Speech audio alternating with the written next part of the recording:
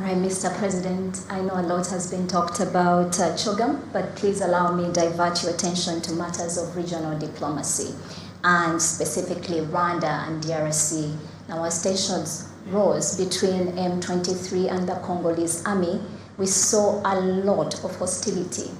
We saw hate speech. We also saw killings aimed at Kinyarwanda-speaking Congolese. But also recently, as the president of DRC was giving a speech for independence, he specifically said that no doubt Rwanda was backing a rebellion on their territory. How would you respond to him? And secondly, what do you think can be done about this crisis? Everything or most of these things have a history. So it's not just like it happened anyhow. So the history of either Kinyarwanda speaking Congolese or these crises that happen on and off over the years between Congo and Rwanda have a history. And we have been in these kinds of situations, we have had to say things that we think need to be addressed, but they were never addressed properly, and that's how these matters keep recurring. Let me give an example. The so-called M23. There was a crisis in 2012, I think. And this crisis drew in all kinds of countries and regions, and including international institutions and like the UN and big countries, powers that decide on many things. And they made one mistake, which we pointed out at that time, that such matters are not resolved by force of arms. They don't require military solutions. They require more political solutions. They ignored what we were telling them. They just, fought the so-called M23 without even understanding why it was born and how it came to be. Defeated it, and the remnants fled to two countries mainly. One group went to Uganda, another group came to Rwanda. And these groups, some of them are still either in Rwanda, others in Uganda. But we kept reminding them that there was a political solution that they needed to apply, which they didn't. Maybe that since they had been defeated militarily, there was need to address those matters, political. And that is, these, as you called them, Kinyarwanda-speaking Congolese, it means they speak Kinyarwanda, but they are Congolese citizens. How they became citizens of Congo cannot be blamed on Congo or cannot be blamed on Rwanda. We didn't decide that these people go to Congo to be their citizens. And maybe the Congolese didn't decide that. But that is the fact of the matter. So how do you, at any one point, just decide that you are now going to declare people no longer citizens of their countries? Where do you start from? And how can you actually effect that? Now what happens, the same people will always find ways of pushing back, of fighting back, of making sure that they have to belong somewhere. Now, saying that they belong to Rwanda is a big mistake, because no, All the years they have been in Congo, they know Congo as their own country. And of course, there is the mix of drawing of borders and so on in the early times by during colonial times.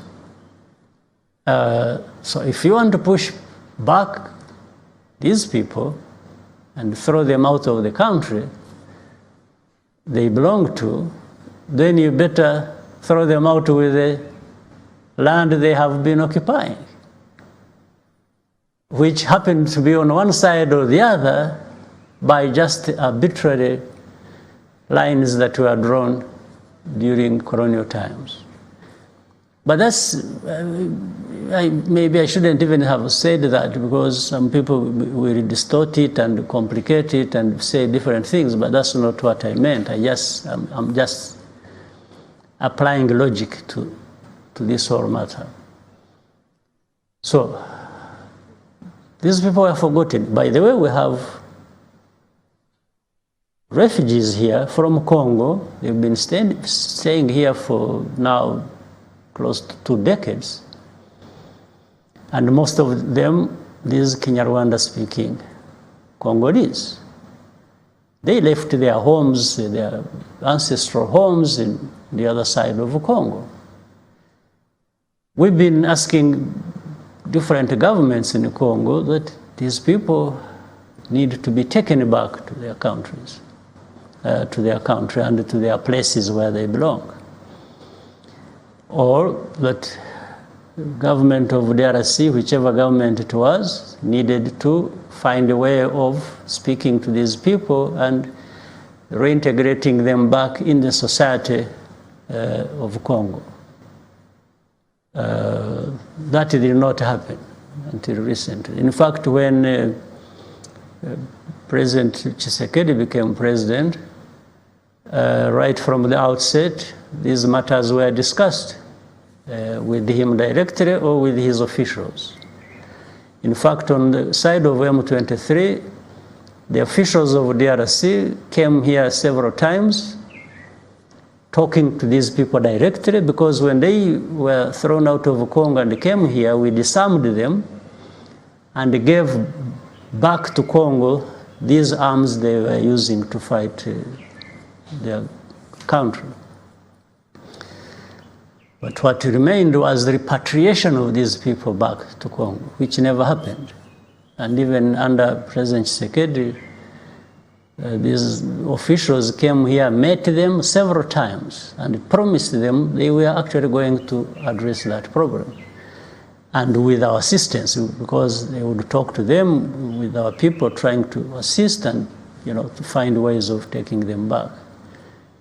They came here several times, they talked to them, they would go back, with the promises made to them, which were never fulfilled. They come back another time, then another time, then another time, several times.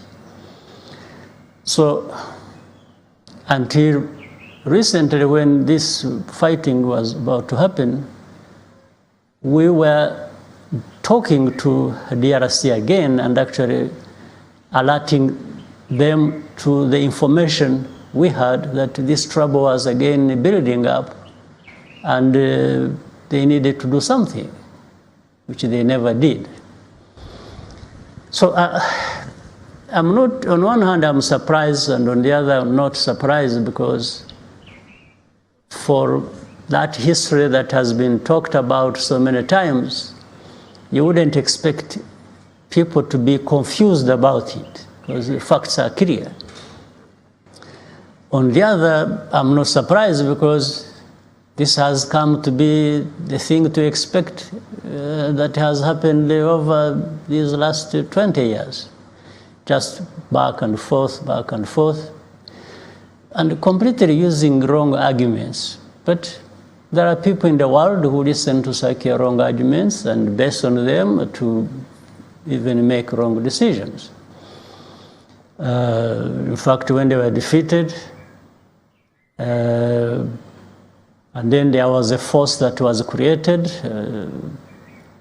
Force Intervention Brigade, then there was MONUSCO under the UN, and all these were supposed to make sure that, first of all, there is peace, there is a ceasefire, but that ceasefire facilitating political solutions. One, there has been a process, for example, you may know, of FDLR, these remnants of Interahamwe and genociders. They have different group names. There's FDLR, there's RWANDA, there's all kinds of stuff. So there has been a process of repatriation. In fact, a number of them have been brought back, even through the hands of the UN, and reintegrated back in society. So it has been going on for a long time. Many of them, probably more came than those who remained, for a fact. The ones who remained were the core group that for them, they think it is a fight and they must fight, and for them they are fighting even for a wrong cause, because they are talking about the old story of Rwanda. It's like that was underlying the genocide itself.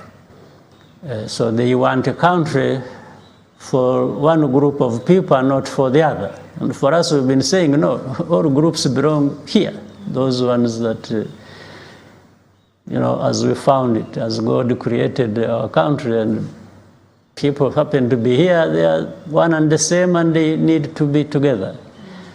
But for the hardcore, they think of different things. So now, recently, these FDLR are fighting alongside FARDC, those are the forces of Congo, against the M23. And then to make it worse, the UN got into the mix.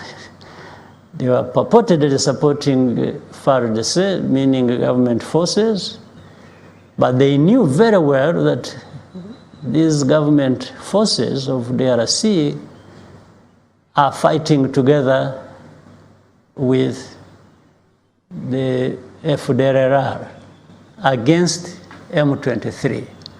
So you have one M23 on one side, and then you have MONUSC, government forces of Congo, and FDLR. FDLR, which should have been fought and eliminated from that situation, together with repatriating them, those who wanted to come back home, which we have done. So that's where we are. And that's why I cannot understand why the president of Congo would, in his statement to the press, say such a things as he said, because he should very well know the facts as they are, because we have even discussed these matters for a long time, well before, since he came to power and well before this crisis. So this crisis, therefore, will require one thing. There are a number of things that have happened which I haven't mentioned, but I mentioned them in the conclusion of my point. One, Congo has its own things to deal with, and we have our own things to deal with as independent sovereign countries. Without having to interfere with each other, we just have to work together, where we choose to work together.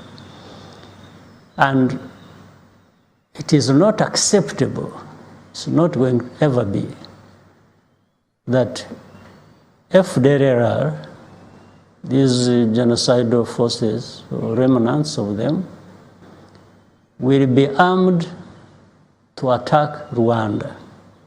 And if you remember, in 2019, there was an attack that came from Congo, 2019 in November, I think, where groups infiltrated through the Virunga Mountains and attacked Kinigi, and our forces intervened, defeated them, and removed them. So, and second, we have had sharing from DRC territory into Rwanda, which damaged, killed people, damaged property, and several times.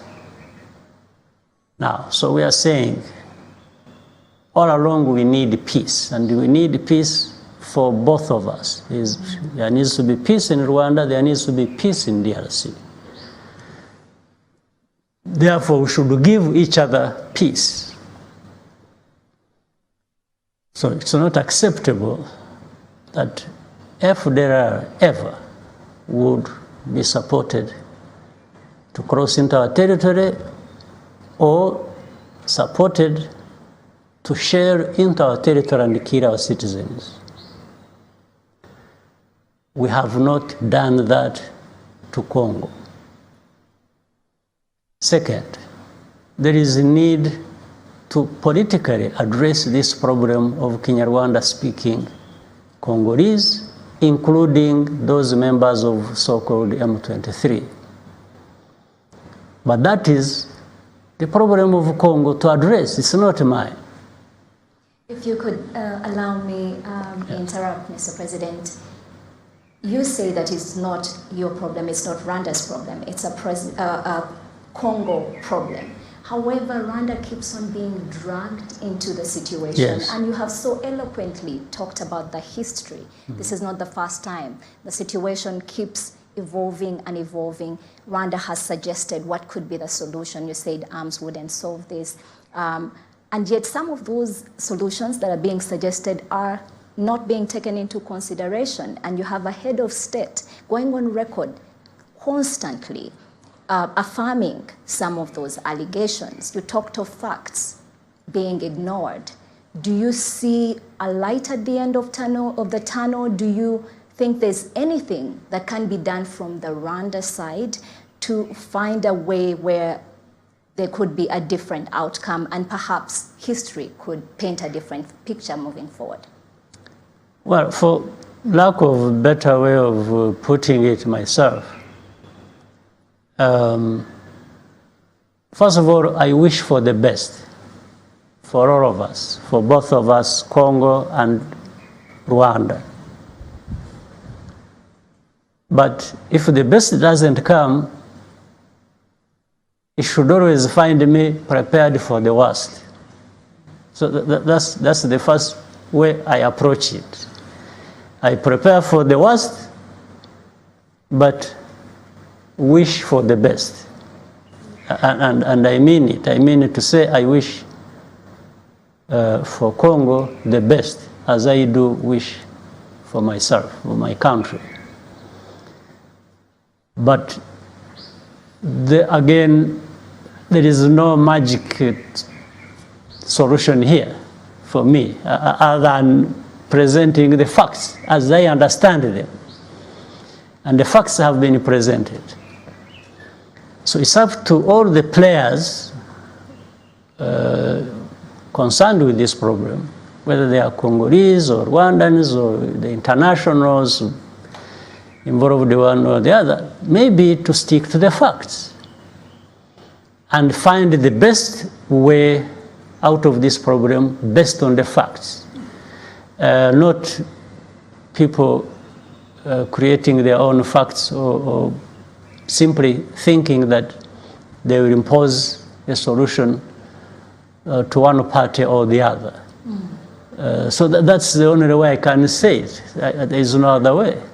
But still on this issue, Mr. President, we do have a question that came in from a member of the international media community, Loch from RFI, who says the Congolese government said that no Rwandan troops will be in the East African Community Force set to be deployed in Eastern DRC, while Rwanda had said it was ready to participate. What is your reaction to this conclusion? Will Rwanda participate at another level in the force? First of all, they are talking about the East African Community Force. And much as we are all new, if my memory serves me well, Rwanda was in the East African Community before DRC. But that's okay, we are all members of East African Community. So when they were talking of East African Community Force, naturally that implied Rwanda is part of the force, right? But to make the process and the solution easier, if the party concerned, which is the DRC, claims it has problems with Rwanda participating, I have no problem with that. We are not begging anyone that we participate in the force, all right? But what that also means, whoever goes there, whoever is liked or is invited by DRC to be part of the East African Community Force, excluding Rwanda, which I have no problem with, must address these problems I was talking about. You see what I mean? If anybody is coming from anywhere, excluding Rwanda, but to provide the solution that we are all looking for, why would I have a problem? If they come saying, we are going to eliminate this FDLR from this equation that keeps creating problems between Rwanda and the DRC, and keep saying we are going to support peace in this part of the region of Western Congo, and make sure that, one, the Kinyarwanda speaking communities, M23, are now reabsorbed into the Congolese society and given rights as they are as citizens of this country, and there is no more, then these people have no reason to keep fighting or causing any trouble. And if a force is going to support that political process of supporting government of Congo to reach a solution to this effect, why would Rwanda have a problem with that? If this force gives guarantees to Rwanda that no more sharing from Congo of your territory by either Congolese or by FDLR because we have eliminated them, why would I be opposed to that? In fact, I'm very happy that this can be done without our involvement. Okay. Yes, because getting involved is a cost to us. So why would I incur the cost when somebody is saying, no, I'm happy to do it for you? I have no problem with that. Absolutely.